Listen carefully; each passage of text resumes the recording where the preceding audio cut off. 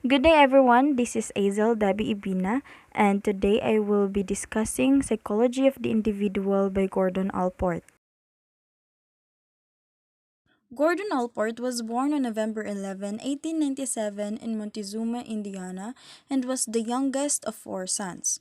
His father, John Allport, was a salesman who decided to become a doctor, and his mother, Nellie Allport, was a former teacher who placed a heavy emphasis on religion. The family moved often until they settled in Cleveland, Ohio, where Allport grew up in a hard-working Protestant neighborhood. He received his bachelor's degree in 1919 with a major in philosophy and economics, but he was still uncertain about a future career, so he taken undergraduate courses in psychology and social ethics, and both disciplines had made a lasting impression on him. After graduation, Alpert taught abroad in Eastern Europe and visited with Freud on his way back home. He tried to impress Freud with his powers of observation, but instead was mistaken for a patient seeking therapy.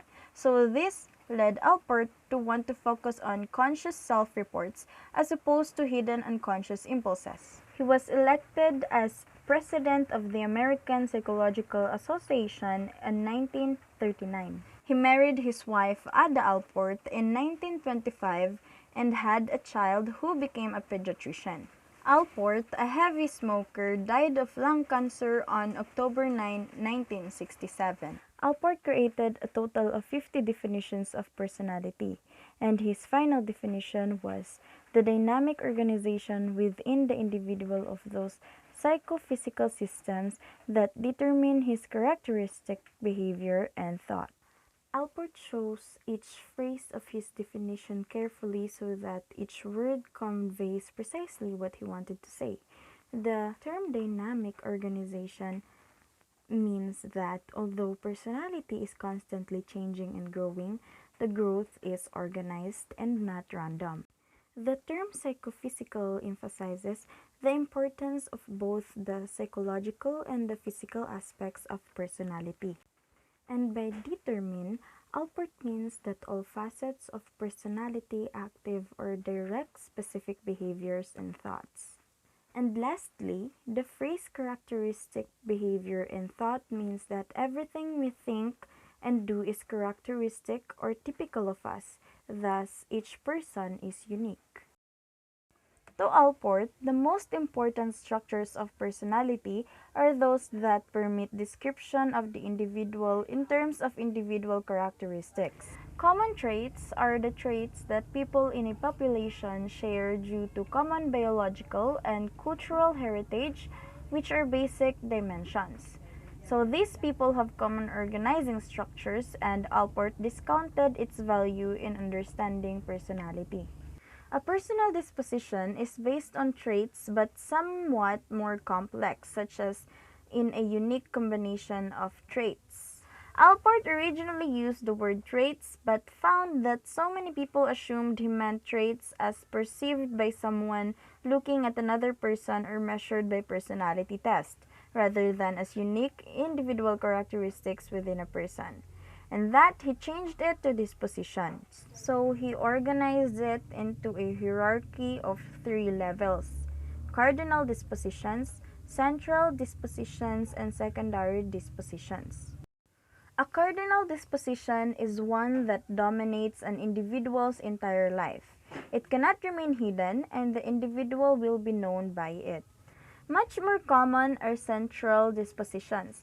If you were asked to describe a good friend, you would most likely offer a handful of distinguishable central dispositions. The interesting question, of course, is how many central dispositions that does a typical personnel have? Allport suggested that a person's central dispositions would be those things one would mention in a carefully written letter of recommendation, a response that might make sense to someone like a professor who often writes such letters. Of lesser importance, according to Allport, are the secondary dispositions. These are less obvious, less consistent, and are less often called into play. In concluding his discussion of cardinal, central, and secondary dispositions, Allport acknowledged that these gradations are arbitrary and presented primarily for convenience. In reality, he said, there are many degrees of personality organization, from the most loosely structured and unstable to the most pervasive and firmly structured. The value of these distinctions is to provide a relative measure of the influence of traits and dispositions when discussing personality. Allport insisted that an adequate theory of motivation must consider the notion that motives change as people mature and also that people are motivated by present drives and wants. Functional autonomy regards adult motives as varied and as self-sustaining systems that are unique to the individual. They may have arisen out of developmental processes and experiences, but they are independent of them. This means that any tie between adult motives and the early childhood experience is historical but not functional. This is a radically different view than that of Sigmund Freud and most psychodynamic theorists who considered early childhood experiences to be the driving force behind adult behavior, especially neurotic behavior. Allport recognized two levels of functional autonomy. First is perseverative functional autonomy, which is the tendency of certain basic behaviors, such as addictive behaviors, to perseverate or continue in the absence of reinforcement. And second is properate functional autonomy, which refers to the self-sustaining motives, such as interests, that are related to the proprium. Now, the proprium refers to all those behaviors and characteristics that people regard as warm and central in their lives. Allport preferred the term proprium over self or ego because the latter terms could imply an object or thing within a person that controls behavior, whereas proprium suggests the core of one's personhood. In other words, everyone has a personality, but no one's personality is part of the definition of what it means to be a person. But why not simply use the word self? Allport felt that many psychologists used the words self and ego to mean only one or two aspects of the entire proprium. Also, Allport wanted to distinguish between the self as an object and the self as the knower of that object. The proprium refers specifically to the self as an object, whereas self refers to both the object and the knower. We can be directly aware of the proprium in a way that we can never be fully aware of the knower. Allport described the nature and development of the proprium over 7 stages from infancy through adolescence. Bodily self has boundaries that pain and injury, touch and movement make us aware of. Self-identity is our understanding of our past, present, and future as individuals, separate from others. Self-esteem is our value to others and ourselves. Extension of self is our identity related to other people and the context in which we live. Self-image is your feelings on how others see you. Self as a rational coper is our ability to deal with life's problem rationally and effectively. Appropriate striving is the sense of direction or purpose, goals, the ability to say that I am the perpetrator of my life, the owner, and the driver. Note that Allport's theory, although similar to Freud's, is not a stage theory, just a description of the way people develop. Allport settled on a list of 6 ideal characteristics of the mature personality. He described the list as an ideal because he freely acknowledged that no one is perfect. Even the sturdiest of personalities have their foibles and their regressive moments, and to a large extent, they depend on environmental support for their maturity. First, an extension of the sense of self. The mature person focuses on more than simple needs or drive reduction. They develop strong interests outside of themselves by truly participating in life. They give direction to their life. Second is warm relationships with others. The mature person is marked by 2 kinds of warmth.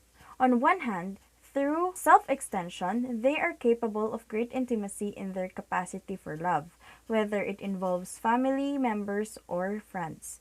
On the other hand, They avoid gossipy, intrusive, or possessive relationships with other people. They respect other persons as persons. They express tolerance and the so called democratic character structure.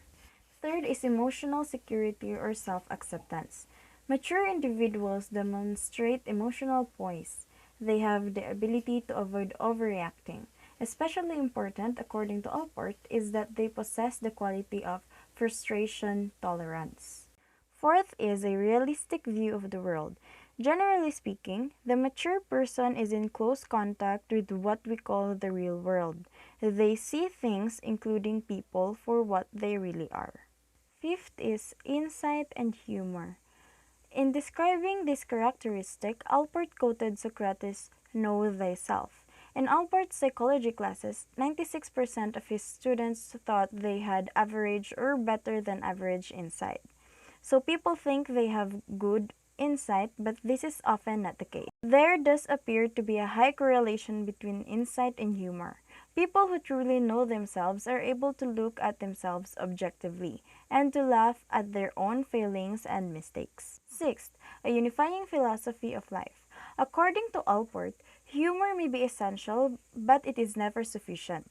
Maturity requires a sense of life's purpose. This sense of purpose can be found in having a clear direction to one's life, in a strong orientation to values, within one's religious sentiment, or through a generic conscience. Alpert found it quite interesting that many people consider their desire to serve society was a more important generic motive than the fulfillment of any sense of religious or spiritual duty. He conducted that an integrated sense of moral obligation can provide a unifying philosophy of life, regardless of whether or not it is tied to one's religious sentiments. Allport strongly felt that psychologists should develop and use research methods that study the individual rather than groups. Allport favored morphogenic procedures over nomothetic ones. Morphogenic investigations study only one person at a time and are opposed to nomothetic methods that study large numbers of people. Presently, nearly all psychology studies investigate groups of people. Alport's two most famous morphogenic reports were the diaries of Marion Taylor and the letters from Johnny. That would be all, and thank you for listening.